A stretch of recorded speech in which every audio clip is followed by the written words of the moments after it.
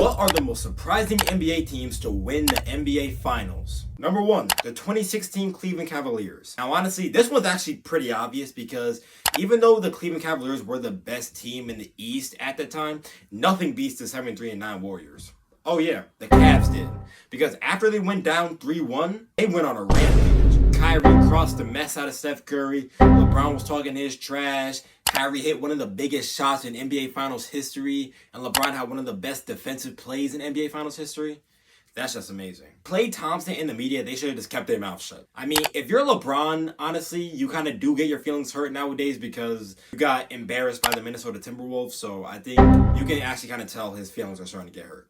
Number 2, the 2022 Golden State Warriors. Now, a lot of people actually believe this is one of the worst championship teams that they've seen in like 10 years. A lot of people can't blame them because a lot of people felt like they weren't going to win because of the absence of Kevin Durant. They were also dealing with injuries, throughout the year. Klay Thompson had a couple of knee injuries and, he was still coming back from after he poured the meth out of his ACL and his Achilles. And a lot of people didn't think they would beat the Boston Celtics because they were an all-time great defense. But after, the Celtics talked their trash and said Aisha can't cook, they let Curry cook. Number 3, the 1995 Houston Rockets. If we're being real, this one's actually pretty similar to the Golden State Warriors back in 2022.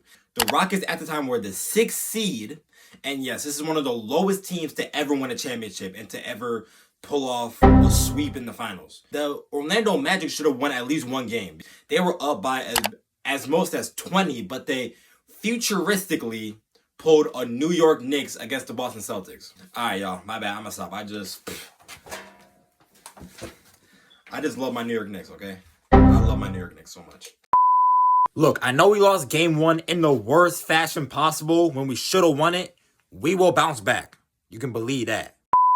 Yeah, but anyways, when you have a young team like the Orlando Magic and you lose game 1 on your home floor and you blow that 20-point lead, that mentally gets to you, and you actually can see that throughout the series they weren't playing like themselves, and they were so hurt that they couldn't even concentrate. Number 4, the 2004 Detroit Pistons.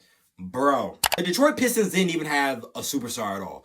They had Chauncey Billups, who was bouncing around the league, going from team to team to team to team. They really nailed 5 opponents under 70 points. You don't see that today at all. And these dudes even took down the Los Angeles Lakers with Shaq, Kobe, Karl Malone, and Gary Payton, a super team down in 5 games? Kobe even said that this loss got to him mentally. He felt like they should have won that series. You have a 6'9" Ben Wallace guarding a 7'1" Shaquille O'Neal. That should have been barbecue chicken. The Pistons' offense was so garbage. They played one-man scoring, basically, that whole series. The Lakers did have a little bit of controversy throughout the season. Shaq had his opportunities, but Kobe didn't allow him to get those opportunities because they were fighting. Gary Payton, he struggled with the Lakers' triangle offense, and Karl Malone was 1, injured throughout the year, and 2, he was being weird with Kobe Bryant's wife saying Vanessa Bryant is cute, la la la. Like, bro, read the room for the love of humanity. That right there ruined y'all chemistry. And number 5 is up to you guys. Y'all know what to do.